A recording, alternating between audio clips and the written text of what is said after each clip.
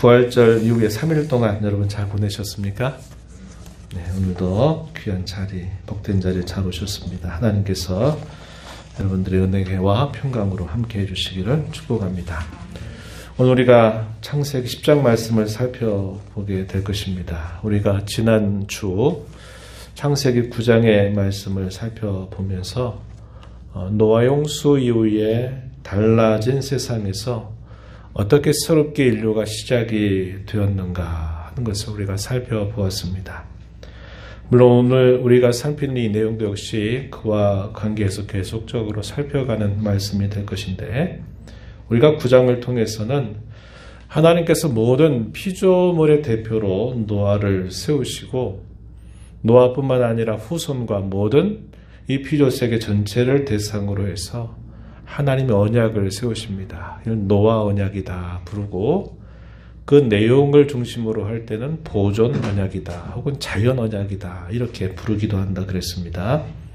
그래서 하나님은 세상을 다시는 물로 심판하지 않겠다, 세상을 보존하시겠다, 또 다시 세상 가운데 하나님이 번성의 복을 주시겠다라고 약속을 하시게 됩니다.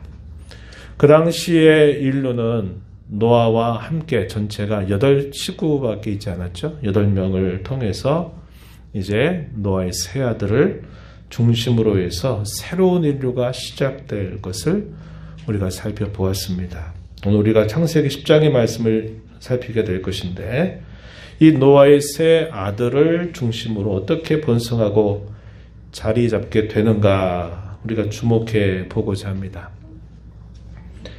그들은 무엇보다도 이 홍수 사건의 교훈을 잊어서는 안 됐습니다. 이 홍수 사건은 지각 전체의 변동을 일으킬 만큼 아주 큰 사건이기도 했고, 또 인류의 수많은 사람들이 살았음에도 불구하고 그 수많은 사람 가운데 노아와 함께 8식구만 살아남았어요. 얼마나 이게 큰 사건입니까? 그래서 왜 그런 사건이 일어나게 되었는지 그 교훈을 반드시 기억을 해야만 했어요.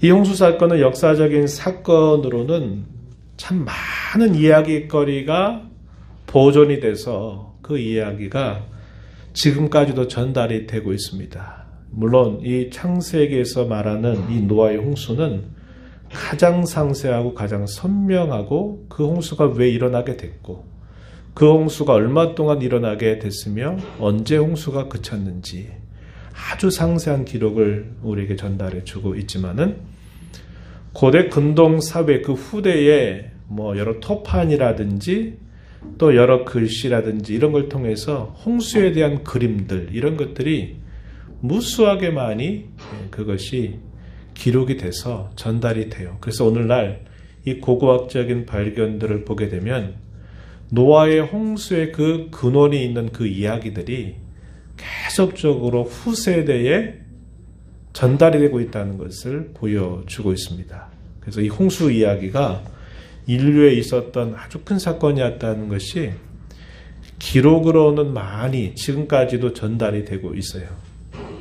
물론 시대가 흘러가고 또 시대가 흘러가다 보니까 사람들은 노아의 홍수라는 말은 잊어버리게 됩니다. 그러나 대단히 큰 홍수 사건이 있었다라는 것은 계속적으로 전달이 되고 있는 거예요. 우리와 같이 하나님을 믿고 섬기는 사람들은 그게 바로 노아의 홍수다라는 것을 너무 잘 알고 이야기를 하게 되지만, 믿지 않는 사람들은 성경 자체를 부정하니까 노아의 홍수라고 인정하지를 않으려고 한 겁니다. 그럼에도 불구하고 이 홍수 사건에 대한 많은 유사한 이야기들은 대단히 많이 보존되고 있다 하는 거예요. 하지만 더 중요한 사실은 잊혀져 버렸습니다. 그 중요한 사실이 뭐냐? 왜 홍수가 일어났는지. 그런 중요한 교훈들은 까맣게 사라져 버리고 말았다 하는 겁니다. 노아의 세 아들은 이 홍수에 대한 기록을 지울 수가 없어요. 우리가 살펴봤던 것처럼 1년이 넘는 시간 동안 방주의 생활을 하면서 불안과 공포가 그들을 계속 휩싸였을 것이고, 또 한편으로는 안심과 또 안돈이 있기도 했지만은 이런 일들이 1년 넘는 시간들 동안 계속 반복이 되면서 마침내 그들이 그곳으로부터 다시 나오게 됐을 때, 하나님이 이렇게 우리는 살려주셨구나 라는 것을 그들은 지울 수 없었을 것이다 하는 겁니다. 그런데 이것이 세대를 거듭하면서 그 이야기들이 계속 많이 시간이 흘러가다 보니까 그 사실들이 잊혀져 가는 거예요. 그러니까 또 어떻게 합니까? 또다시 홍수를 맞게 됐던 그 원인, 죄가 세상에 가득하고 세상을 가득 채우게 되는 그 일들은 홍수 사건 이후에도 또 시간이 흘러감에 따라서 계속 일어나게 된다는 것을 우리가 보게 되는 겁니다. 우리가 지난번에 살폈던 창세기 9장 후반부에 보게 되면요, 노아의 얽힌 이야기 속에서 세 자녀들이 아버지를 어떻게 대했는가 하는 것이 노아에게 알려지면서 노아가 거의 예언적으로 했던 말이 있었죠. 창세기 9장 25절 한번 보시면, 가나안은 저주를 받아 그의 형제의 종들의 종이 되기를 원한다. 26절에 보면 셈의 하나님 여호와를 찬송하리로다. 가나안은 셈의 종이 될 것이다. 27절에 하나님이 야벳을 창대하게 하사 셈의 장막에 거하게 하시고 가나안은 그의 종이 되게 하시기를 원하노라. 이것은 이 세 자녀를 통해서 장차 펼쳐지게 될 인류의 역사가 어떻게 펼쳐질 것인가를 예언적으로 한 말씀이 됩니다. 그래서 이 세 아들의 이야기들이 이제 어떻게 펼쳐져 가는가 하는 것을 우리가 10장을 통해서 확인하게 됩니다. 먼저 1절 한번 가서 보시죠. 1절에 보면 노아의 아들 셈과 함과 야벳의 족보가 이러하다 말하고 홍수 후에 그들이 아들들을 낳았다. 그래서 먼저 야벳의 후손들에 대한 소개가 2절부터 쭉 소개가 됩니다. 그리고 마지막 절로 한번 가서 보시면요, 32절에서도 이렇게 말합니다. 이들은 그 백성들의 족보에 따르면 노아 자손의 족속들이요 홍수 후에 이들에게서 그 땅의 백성들이 나뉘었더라. 이렇게 말합니다. 그래서 1절과 32절에 보면은 노아의 세 자녀들이 또 조상들이 돼서 그들을 통해서 인류가 어떻게 계속 번성해 나가고 또 나뉘어져 가게 됐는가 하는 것을 말해 주고 있습니다. 그리고 그 이후로부터 2절부터 5절까지는 가장 먼저 소개되는 후손이 야벳 후손이 어떻게 번성을 하게 됐는지 설명합니다. 그리고 6절부터 20절까지는 함의 후손들이 어떻게 뻗어나가게 되었는가, 번성하게 되었는가 하는 내용 소개가 되고요. 21절부터 32절 마지막 절까지는 이제 마지막에 소개되고 있는 후손이 셈의 후손에 대한 이야기들이 소개가 됩니다. 노아의 세 자녀에 대한 이 예언이 분명한 원인이 되고 있다 하는 것을 우리가 이제 살펴보게 될 것입니다. 이 족보는 하나님께서 홍수 이후에 두 번에 걸쳐서, 예를 들면 9장 1절, 9장 7절에서 약속하신 것처럼 내가 너희를 다시 번성하게 해주겠다 하는 그 약속이 성취된다 하는 것을 보여주고 있습니다. 동시에 이 이후에 또 하나의 큰 사건이 한번 벌어지게 되는데, 이 창세기 11장 우리가 다음 주에 살펴보게 되는 내용을 보면요, 어떤 이야기냐면 바벨탑 사건입니다. 우리가 잘 아는 그 바벨탑 사건으로 흩어지게 된 결과를 반영해 주고 있어요. 여기 소개되는 인물들이 몇 명인가 이렇게 소개를 해보면 전부 70명이 소개가 됩니다. 야벳의 후손은 14명이 소개가 돼요. 한번 세보면 14명이 소개가 되고, 중간에 함의 후손에 대해서는 30명이 소개가 됩니다. 그리고 마지막에 소개되는 셈의 후손은 26명, 모두 합치면 70명의 후손들이 표현이 되고 있어요. 물론 이들이 전부 다 아니다 하는 겁니다. 선택적으로 이렇게 70명의 후손을 표현하고 있다 하는 것이죠. 그런데 이 후손들은 크게 보면 한 나라의 마치 시조가 되는 그런 인물들이 된다는 겁니다. 시간이 흘러가게 되면서. 그래서 그런 많은 나라들 또 이렇게 이루게 되는 모습들을 우리가 이걸 통해서 확인하게 됩니다. 하나님의 약속이 여전히 성취되고 있다 하는 것을 우리가 보게 되고, 이 소개되고 있는 순서들, 어떻게 순서가 소개가 됐냐면 야벳, 함, 셈, 이 순서로 돼서 출생의 순서를 따르지 않고 있어요. 그래서 어떠한 뜻이 있느냐, 이스라엘 땅으로부터 멀리 떨어져 있는 족속들 먼저 소개하고, 그리고 난 다음에 마지막으로 이제 이스라엘 땅에 가장 가까이 사는 이 자손들, 이렇게 순서를 따르고 있다 하는 것입니다. 일반적으로 이 함의 자손들은 어디에 위치하게 되냐면요, 북아프리카 지역, 그리고 지중해라고 하는 큰 바다 그 동편에 이스라엘 땅이 있죠. 동쪽에. 그래서 이 지중해 동부 해안 쪽에 그들이 나라를 이루고 살게 됩니다. 그래서 북아프리카, 아프리카 지역 아래쪽하고 그 다음에 지중해의 그 해변 쪽, 그러니까 이스라엘 땅으로는 어느 쪽이냐면 서쪽에 위치하고 있는 그 지역을 주로 분포해서 번성을 하게 된다 하는 것이고요. 그 다음에 셈의 자손들의 경우는 메소포타미아라고 하는 지역, 또 남쪽으로 아라비아라고 하는 이 지역에 주로 이들이 분포하게 돼서 거기서 번성을 하게 됩니다. 그리고 야벳의 후손들 같은 경우에는 오늘날 지역으로 말하면 유럽 쪽하고 소아시아 지역으로 그들이 뻗어나가면서 거기서 나라를 이루게 되는 것을 우리가 확인해 볼 수 있어요. 먼저 야벳의 자손에 대한 이야기입니다. 한번 2절 한번 보시면 그렇게 말합니다. 2절 다 뭐 낯선 이름들일 거예요. 먼저 한번 보시죠. 야벳의 아들은 고멜, 마곡, 마데, 야완, 두발, 메색, 디라스, 이렇게 표현되어 있습니다. 그리고 3절에 보면 이 야벳의 아들들 가운데 장자로 분류할 수 있는 이 고멜의 자손들, 아스그나스, 리밧, 도갈마, 이렇게 소개가 되고요.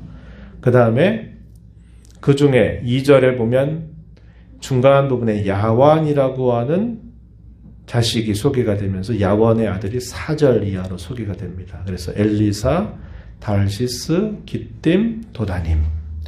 이게 오늘날의 지명으로 어떻게 되느냐 하는 것은 이제 많은 성경학자들이 또 연구하고 연구해서 어느 정도 정리가 됐어요. 이런 부분들을 소개하는 게 우리에게는 뭐 큰 의미가 없어요. 만약에 이것을 다 뭐 지도를 펴놓고 본다면 그러겠지만, 제가 아까 말씀을 드렸던 것처럼 이 야벳의 자손들은 오늘날의 유럽 지역 그리고 소아시아 지역에 주로 분포하면서 거기서 나라를 이루었다 하는 것 정도 아시면 좋을 것 같아요. 그런 정도. 그리고 5절 가서 보면은 뭐라고 표현되어 있냐면, 여러 나라의 백성으로 나뉘어서 각기 언어와 종족과 나라대로 바닷가의 땅에 머물렀다, 이렇게 표현이 되어 있습니다. 5절 그렇게 표현되어 있죠. 그리고 함의 자손에 대한 이야기는 6절로부터 20절까지 소개가 됩니다. 성경이 기록하는 방식이 좀 독특한 것 중에 하나가 이런 겁니다. 하나님이 관심을 두는 그 대상에 대하여 소개를 하기 직전에는 꼭 그렇지 않은 대적자 역할을 한, 대적자보다도 그 반대편에 있는 그런 자를 바로 그 앞에 배치한 특성을 가지고 있어요. 그래서 뭐 우리가 에서와 야곱의 경우도 마찬가지죠. 하나님이 야곱을 사랑하시고 에서를 버리셨다, 그런 표현이 나타나죠. 그래서 항상 하나님이 택하시는 그 순서에 있어서는 택한 그 대상 앞에 그렇지 않은 대상이 소개된 특성이 있어요. 우리가 앞에 9장에서 읽었던 것처럼 이 함의 자손들은 종들이 된다. 이러한 예언을 노아가 했었던 것을 보게 되죠. 그래서 이 성경이 집중적으로 관심을 갖고 있는 후손은 어딜까요? 셈의 하나님 여호와를 찬송하리로다. 그래서 이 셈족에 관심을 두고 있어요. 이 셈족 앞에 지금 함의 자손들이 배치가 되고 있다 하는 것입니다. 이 함의 자손에 대해서는 비교적 자세하게 소개를 해주는 특징을 가지고 있습니다. 먼저 6절을 한번 보시면요. 함의 아들들에 대해서 구스, 오늘날의 에티오피아를 생각하시면 됩니다. 또 미스라임은 애굽 나라를 표현해요. 애굽 나라의 시조다 보면 되겠습니다. 붓과 가나안, 이 붓이라고 하는 곳은 아프리카 동쪽, 아라비아 남쪽에 위치하고 있는 지역이 되죠. 조상이 그 지역의 이름을 나중에 만들게 되죠. 왜냐하면 시조가 돼가지고 거기에 후손들이 계속 번성하게 되니까 처음에는 개인의 이름인데 이 개인의 이름이 나라의 이름으로 이렇게 만들어지게 된 것입니다. 가나안은 우리가 잘 아는 것처럼 이스라엘 백성들이 약속의 땅으로 분배받게 될 그 가나안 땅, 거기를 말해요. 그 가나안도 물론 이름입니다. 그죠? 함의 아들이었어요. 아들 가나안. 그래서 이 가나안이 시조가 돼서 살게 되는데 그 나중에 그 곳이 소위 말하는 가나안 땅이 되는 겁니다. 그래서 이스라엘 백성들이 나중에 점령에 들어갔던 그 가나안 땅, 그 시조가 바로 함의 아들이었던 이 가나안이 그 나라들의 시조가 되고 있다 하는 것을 보게 되는 겁니다. 그리고 구스의 아들, 에티오피아를 생각하시면 된다고 그랬죠. 구스의 아들들에 대한 목록이 쭉 소개가 되다가 주목한 한 인물이 등장하는데 누구냐면 니므롯이라고 하는 사람입니다. 8절로부터 12절까지 쭉 소개가 되죠. 니므롯. 그러니까 자손들 가운데 니므롯을 선별을 해서 이 니므롯에 대하여 상세한 설명을 덧붙여주고 있다 한 겁니다. 이 니므롯이 어떤 의미가 있다 이 말이에요. 성경 역사 속에서 의미가 있기 때문에 이 니므롯에 대하여 선택적으로 비교적 자세하게 기록을 해주고 있다 하는 것입니다. 그리고 조금 뒤로 가서 13절, 14절 보면 미스라임, 애굽의 시조라고 볼 수 있어요. 이 미스라임에 대해서 소개하는 중에 보면 가술루힘이라는 인물이 등장하죠. 가술루힘. 찾으셨어요? 가술루힘 14절 끝부분에 보면 가술리힘. 그가 블레셋의 시조가 되는 거죠. 블레셋 나라, 미스라임, 애굽, 블레셋, 또 가나안에 살고 있는 족속들에 대한 소개가 15절로부터 18절에 소개가 됩니다. 15절 한번 보면 가나안은 장자 시돈과 헷을 낳았다. 16절 여부스 족속, 이 여부스 땅이 예루살렘이에요. 예루살렘에 뭐가 세워집니까? 성전이 세워진 곳이죠. 그래서 이 여부스 족속 소개가 되고 아모리 족속, 기르가스 족속, 히위 족속, 알가 족속, 신 족속, 이 두 족속은 조금 낯설지만 기타 다른 족속들 같은 경우는 우리가 모세공을 통해서 많이 접하고 있는 족속들을 보게 돼요. 왜냐? 이스라엘 백성들이 가나안 땅을 점령해 갈 때 이 족속들과 전쟁을 벌여야만 됐기 때문에 그러하다 하는 겁니다. 이 가나안 족속들이 결국 이스라엘 백성들에 의해서 정복을 당하게 됩니다. 그러면서 쫓겨나든지 항복하든지 이런 역사들이 있게 된 거죠. 그리고 이 니므롯에 대한 좀 설명을 우리가 주목해 볼 필요가 있는데 이 니므롯이라고 하는 이름의 뜻이 뭐냐면 히브리 말로 반역자다라는 뜻을 가지고 있습니다. 성경 뭐라고 설명합니까? 8절 이하에 보면 세상의 첫 용사다 이렇게 표현되어 있어요. 세상에 등장했던 강력한 첫 번째 용사, 바로 그가 니무롯이었다 이렇게 설명을 해주고 있습니다. 또 계속 설명해 주는 말씀 9절에 보면 뭐라고 말합니까? 그가 여호와 앞에서 용감한 사냥꾼이 되었다 이렇게 말합니다. 이 말을 이 구약 언어 히브리어로 되어 있는 이 성경을 70명의 유명한 학자들이 헬란말, 그리스말로 번역한 게 있어요. 이걸 70인역이다 그래요. 가끔 들어보셨을 겁니다. 이 70인역에서 이걸 번역할 때는 어떤 말을 사용하냐면 이런 말을 사용해요. 여호와를 대항하여 이런 말입니다. 여호와 앞에서라는 이 말을 어떻게 번역을 하냐면 여호와를 대항하여 이 말이에요. 여호와를 대항하여 용감한 사냥꾼이 되었다 이렇게 말합니다.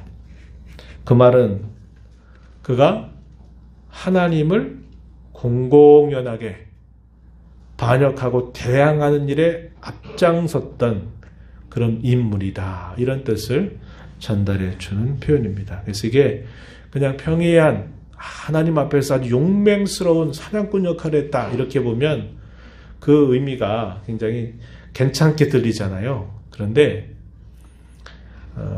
다른 번역본을 통해 보면 괜찮은 의미가 아니라 아주 악한 의미, 부정적인 의미에서 그가 세상의 용사가 됐다 이 말입니다. 하나님을 향해서 공공연하게 대항했던 사람이다. 이렇게 니무롯을 소개하고 있다는 겁니다. 그래서 이 니무롯이 얼마나 유명했는지 이 사람이 영웅담에 등장하는 대명사처럼 됐다고 이야기해 줍니다. 그래서 뭐라고 설명하냐면 9절 중간에 보니까 속담에 이르기를 아문은 여호와 앞에 니무롯 같은 용감한 사냥꾼이다 이렇게 말하면 무슨 뜻입니까? 공공연하게 하나님을 대항하는 폭군 같은 반역자, 대적자라는 그런 뜻을 가지고 있는 속담거리의 대명사가 됐다 이렇게 말해줍니다. 그런 정도 소개하고 끝나지 않았어요. 좀 더 구체적으로 어떤 설명하냐면 그가 여러 나라를 건설하고 도시까지도 세웠다라고 설명해 주고 있습니다. 10절 말씀 한번 가서 보세요. 그의 나라는 니무롯이 이룬 나라를 말하죠. 시날 땅의 바벨, 에렉, 악갓, 갈레에서 시작되었다. 또 그가 계속적으로 어디까지? 아수르로 나아가서 니느웨와 르호보델과 갈라 그곳에까지 뻗쳤고 12절에 보면 니느웨와 갈라 사이의 레센이라고 하는 도시를 건설하였는데 그 도시는 큰 성읍이었다. 이렇게 말해 줍니다. 그래서 그가 하나님을 대항하는 그런 아주 큰 용사 노릇을 하면서 여러 나라들을 침략해서 그 나라를 만든 사람이 되었다. 이렇게 말해주는 표현이 됩니다. 이 시날 땅의 바벨, 우리가 주목해야 될 표현이 왜냐하면 여기서 소위 바벨탑 사건이라고 하는 것이 시작이 됐다 이 말입니다. 그래서 그래요. 시날 땅은 수메르족들의 땅 그리고 아카디아인들의 땅으로 알려져 있습니다. 이 바벨이라고 하는 지역은 유프라테스 강을 중심으로 위치하고 있는 곳이 됐어요. 소위 거기가 이제 우리가 말하는 바벨론 하는 그 시작점이 바로 이곳을 말해주고 있다 하는 것입니다.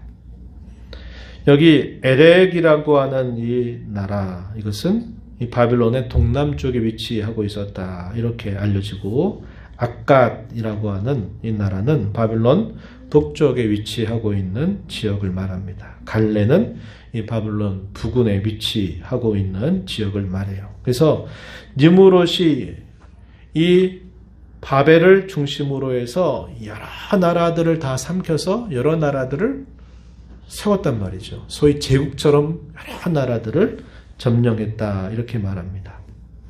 그리고 그 땅에서 더 나아가가지고 아수르라고 하는 지역으로 나갔다 그랬는데 이 아수르는 티그리스강 동쪽에 위치하고 그 나라의 수도가 니느웨로 알려져 있는 곳입니다. 그곳까지 나아가서 거기에다가 그곳을 점령하고 큰 도시를 세웠다 이렇게 말합니다. 그래서 소위 니무롯 제국을 그가 건설했다 이렇게 볼 수 있는 인물이기 때문에 함의 자손 중에서 이 니무롯에 대하여 비교적 자세하게 설명을 해주고 있음을 보게 됩니다.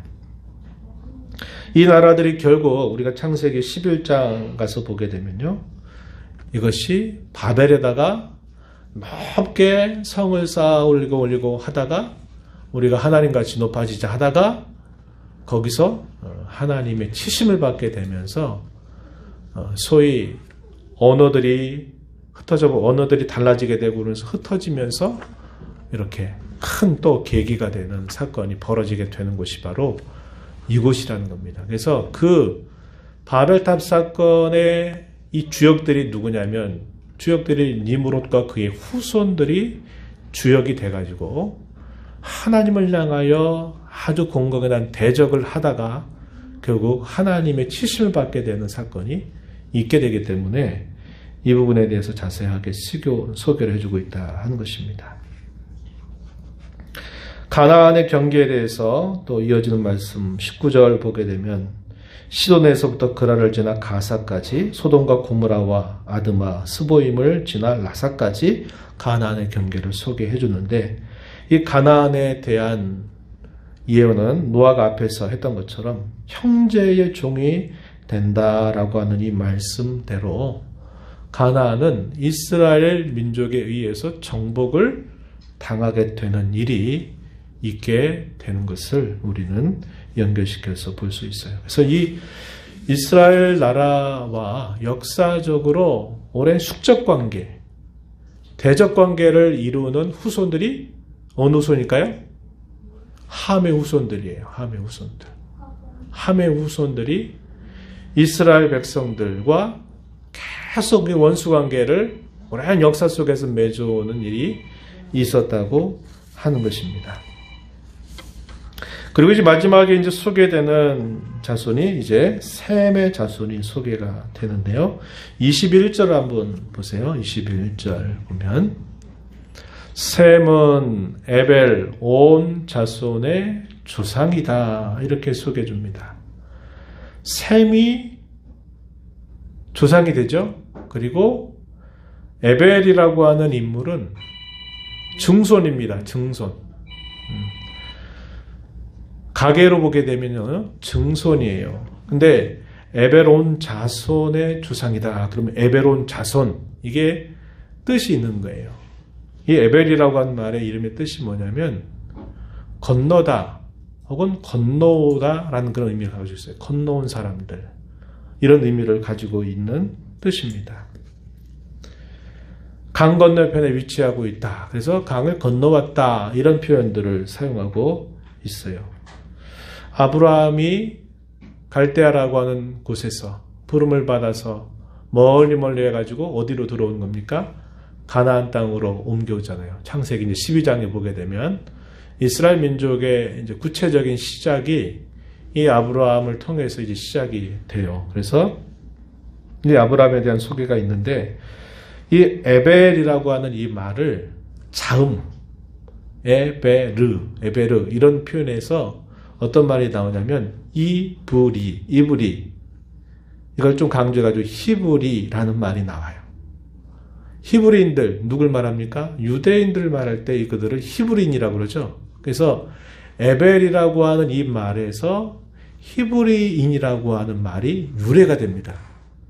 그래서 이스라엘 민족에 있어서 이 에벨이 갖는 역할이 굉장히 크다는 걸 알게 돼요. 그래서 21절에서 에벨 온 자손의 조상, 그가 바로 셈이다. 이렇게 소개를 해줍니다. 창세기 10장에서 가장 마지막에 이 셈의 자손을 소개하면서 에벨을 소개하죠. 에벨을 소개하고 22절에 보게 되면 셈의 아들은 엘람, 아수르, 아르박삿, 룻, 아람 이렇게 표현되어 있고, 아르박삿의 아들 중에 24절에 보니까 셀라를 낳고 셀라는 에벨을 낳았다. 그래서 이 셈과 에벨의 관계는 증손관계, 증손이 된다 이렇게 말합니다.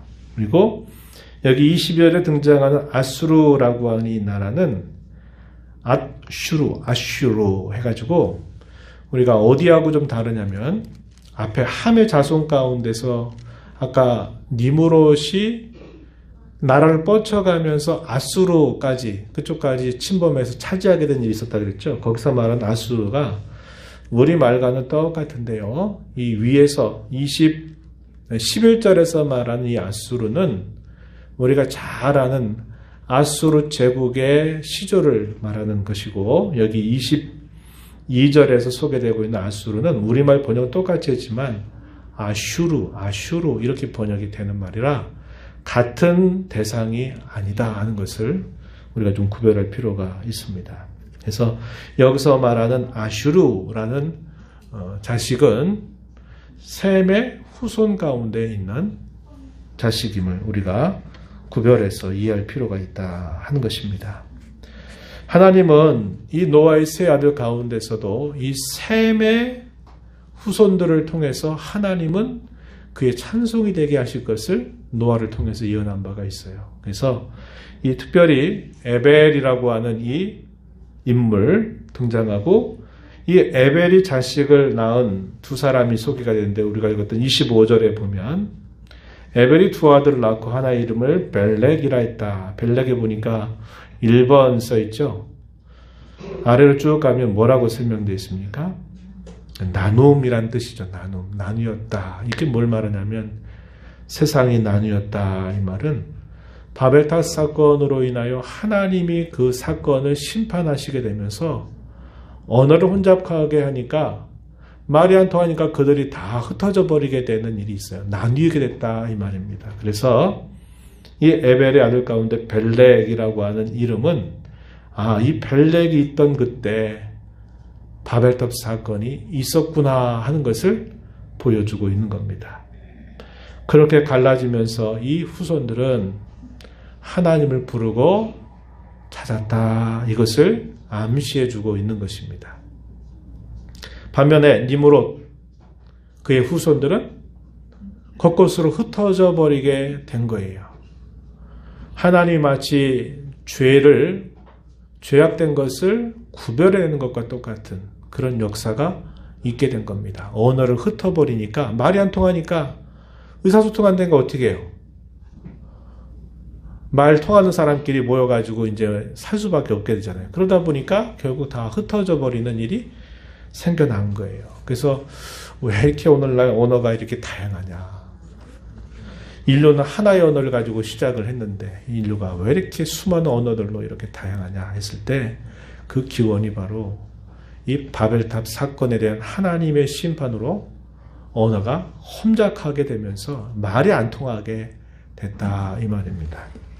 그건 우리가 이제 다음 시간에 좀 살펴보게 될 것이에요. 그래서 이 세 아들에 대한 이야기들이 우리에게는 기억하는 이름보다 모르는 이름들이 더 많은데, 이런 우리가 살펴봤던 이런 이야기들을 좀 중심으로 우리가 보면 좀 더 노아 홍수 이후에 인류가 이렇게 번성이 되기 시작하고 이렇게 나뉘었구나 하는 것을 우리가 살펴볼 수 있게 된다 하는 것입니다. 오늘 이야기를 보면서 몇 가지 좀 생각해보고 말씀 맺고자 합니다. 하나님이 약속하신 대로 이 세상을 다시 회복하셨어요. 그건 기적적인 역사입니다.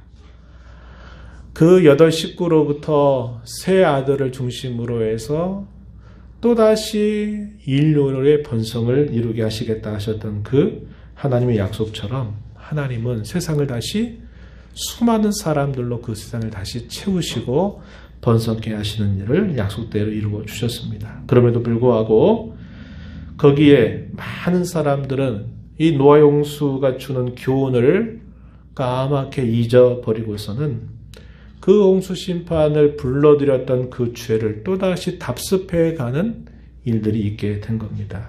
그래서 계속적으로 나뉘고 분리되는 그런 모습을 보여주고 있다는 거예요. 하나님은 그러한 세상의 역사 속에서 하나님 여전히 그의 백성들을 택하셔서 그 백성들을 통해서 약속하신 구원의 역사를 펼쳐 가신다 하는 것을 우리는 이 이야기를 통해서 보게 되는 것입니다.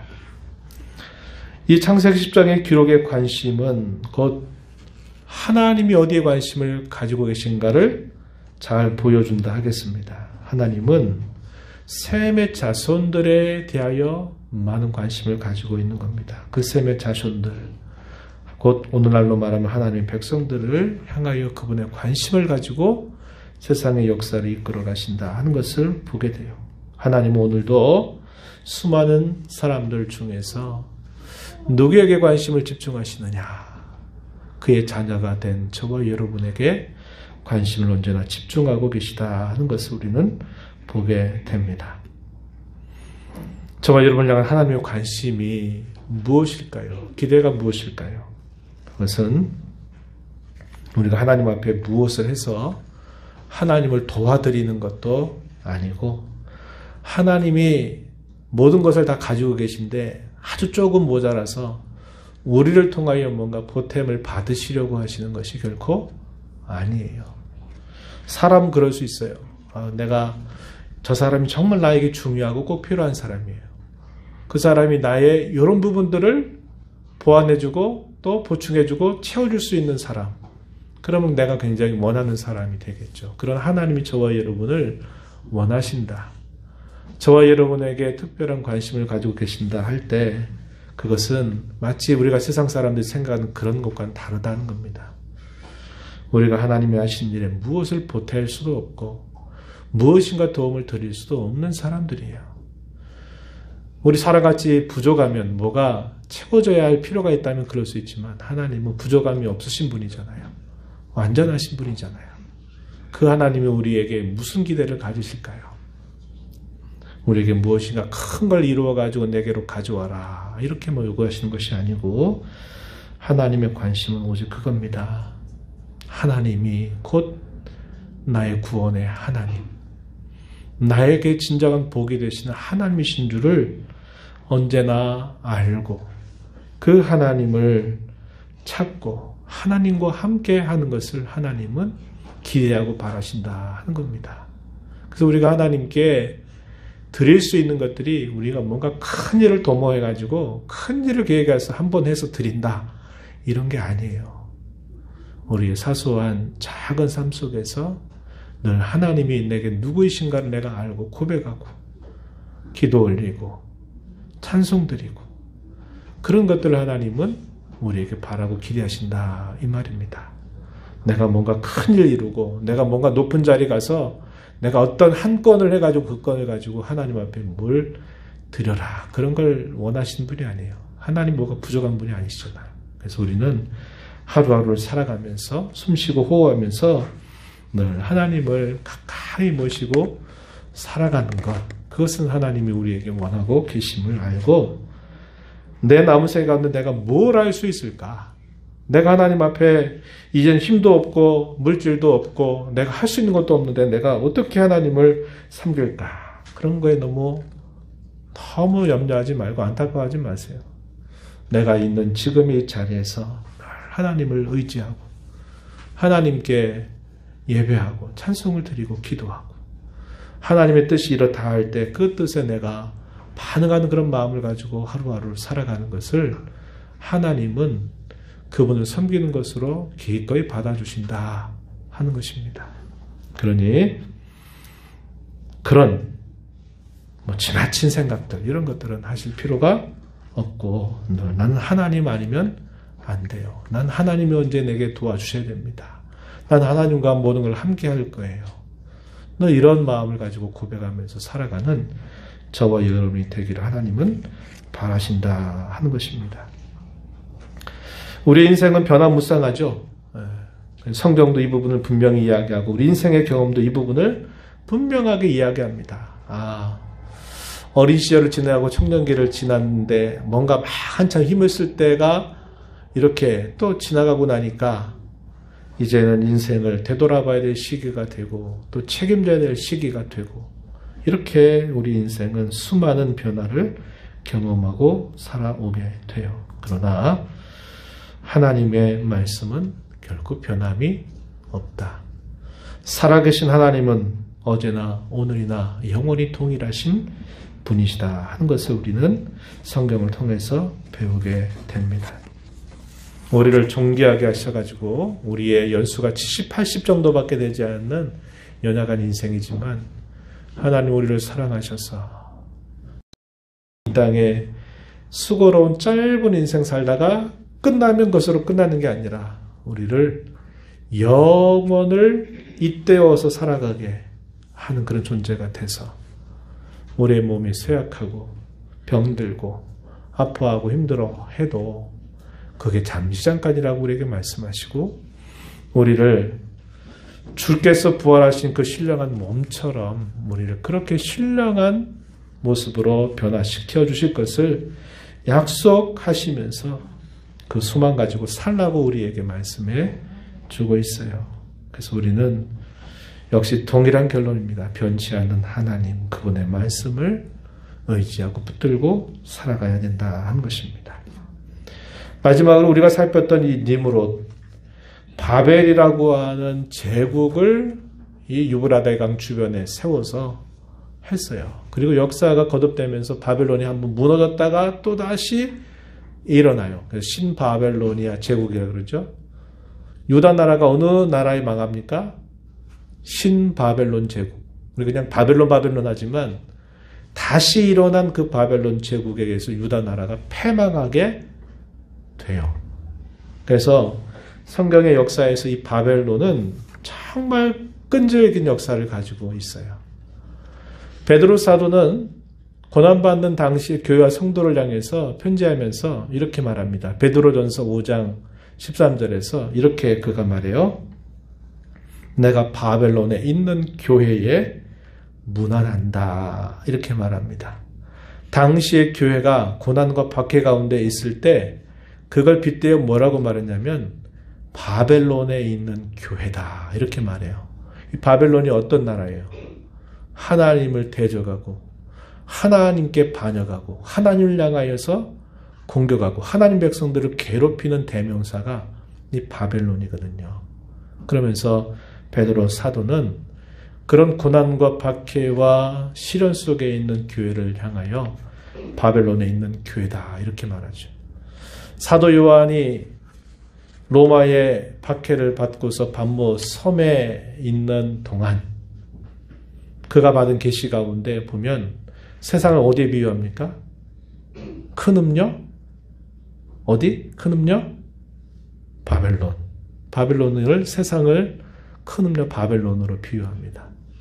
이것은 교회가 영적인 전투 안에 있다 하는 것을 보여주고 그 영적인 전투에서 마침내 그리스도와 더불어 우리는 승리하게 된다. 승리의 기쁨을 누리게 한다 하는 것을 보여주면서 요한계시록에서도 이 부분을 대단히 강조하고 있어요. 저와 여러분이 땅에 사는 동안 전투하는 교회, 싸우는 교회로 지금 살고 있다는 것을 기억하면서 승리의 그날을 바라보고 또 영적인 전투를 힘내서 잘 수행해가는 모두가 돼서 주께 기쁨을 드리게 되기를 바랍니다. 하나님 아버지 오늘 창세기 10장에 있는 말씀을 살피면서 하나님께서 하셨던 그 약속의 말씀대로 하나님은 신실하게 그 약속을 이루어 가시는 분이심을 보여주십니다. 그 후손들 가운데서도 노아 홍수의 교훈을 잊어버리고 여전히 하나님을 반역하고 하나님의 백성들을 대적하는 그런 무리들이 일어남을 보게 됩니다. 오늘 저희가 살고 있는 이 세상 속에서도 여전히 그러한 모습들은 지금도 계속되고 있음을 저희가 살펴보면서 늘 하나님 편에 서고 늘 하나님을 가까이 모시고 살아가며 우리의 인생은 바뀌고 세상은 늘 변화를 거듭하지만 변치 아니하신 하나님, 또 변치 아니하신 하나님의 말씀을 붙들고 소망 가운데 살아가는 저희들이 되게 하여 주옵소서. 예수님 이름으로 기도하옵나이다. 아멘.